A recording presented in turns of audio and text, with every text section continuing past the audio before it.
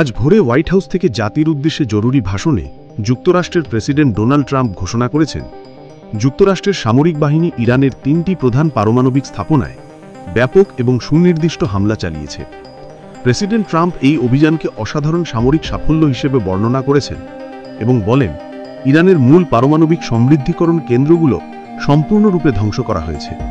তিনি জানান, এই হামলার মূল উদ্দেশ্য ছিল ইরানের পারমাণবিক কর্মসূচি ধ্বংস করে পারমাণবিক অস্ত্র অর্জনের পথ বন্ধ করা এবং বিশ্বের অন্যতম সন্ত্রাসবাদের পৃষ্ঠপোষক রাষ্ট্রের পক্ষ থেকে আসা হুমকি বন্ধ করা। তিনি বলেন, নাটাঞ্জ এবং ইস্পাহান এই দুটি জায়গার নাম আমরা বহু বছর ধরে শুনে আসছি। এখানেই তারা গড়ে তুলেছিল একটি ভয়ঙ্কর ধ্বংসাত্মক কর্মসূচি। তিনি আরও বলেন, ইরান গত ৪০ বছর ধরে আমেরিকার মৃত্যু, ইসরায়েলের মৃত্যু স্লোগান দিয়ে আসছে। তারা রাস্তায় পেতে রাখা বোমা দিয়ে আমাদের সোনাদের হত্যা করেছে, কারো হাত কারো পা উড়ে গেছে। আমরা ১,০০০-এর বেশি মানুষ হারিয়েছি। এ অবস্থা আর চলতে দেওয়া হবে না। তিনি ইসরায়েলের প্রধানমন্ত্রী বেঞ্জামিন নেতানিয়াহুকে ধন্যবাদ জানিয়ে বলেন, আমরা একটি দল হিসেবে কাজ করেছি, সম্ভবত ইতিহাসের সেরা দল হিসেবে।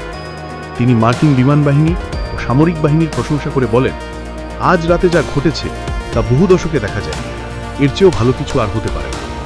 তিনি জেনারেল ড্যান রেইসন কেইন এবং প্রতিরক্ষামন্ত্রী পিট হেক্সিথ সহ সামরিক পরিকল্পনায় জড়িত সবাইকে অভিনন্দন জানান। তবে তিনি হুঁশিয়ারি দিয়ে বলেন, যদি ইরান শান্তি স্থাপন না করে তাহলে ভবিষ্যতের হামলা হবে আরও বড়, আরও সহজ। আজকের লক্ষ্য ছিল সবচেয়ে কঠিন এবং সবচেয়ে বিপজ্জনক, কিন্তু এখনও বহু লক্ষ্য বাকি আছে। আমরা প্রস্তুত আছি।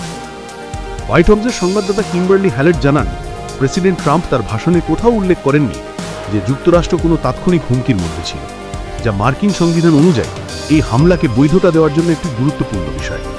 প্রেসিডেন্টের যুক্তি ছিল, ইরান হল মধ্যপ্রাচ্যের দস্যু এবং তারা যুক্তরাষ্ট্র ও ইসরায়েলের বিরুদ্ধে স্লোগান দিয়ে আসছে, কিন্তু কেবল স্লোগান দিলেই তাৎক্ষণিক হুমকি হিসেবে গণ্য হয় না।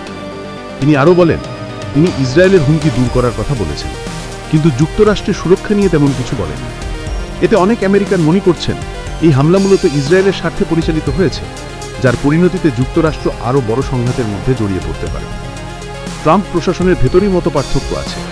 ভাইস প্রেসিডেন্ট জেডি ভ্যান্স এবং প্রতিরক্ষামন্ত্রী পিট হেক্সিথ আগের মতামত অনুযায়ী বিদেশি যুদ্ধে যুক্তরাষ্ট্রের অংশগ্রহণের বিরোধিতা করেছিলেন, তবে এবার তারা প্রেসিডেন্টের পাশে দাঁড়িয়েছেন, যা তাদের জন্য রাজনৈতিকভাবে জটিল পরিস্থিতি তৈরি করতে পারে।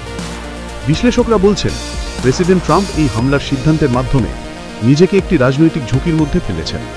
যদিও রিপাবলিকানরা এখন কংগ্রেসের নিয়ন্ত্রণে রয়েছে, কিন্তু ভবিষ্যতের নির্বাচনের ফলে পরিস্থিতি পাল্টে যেতে পারে।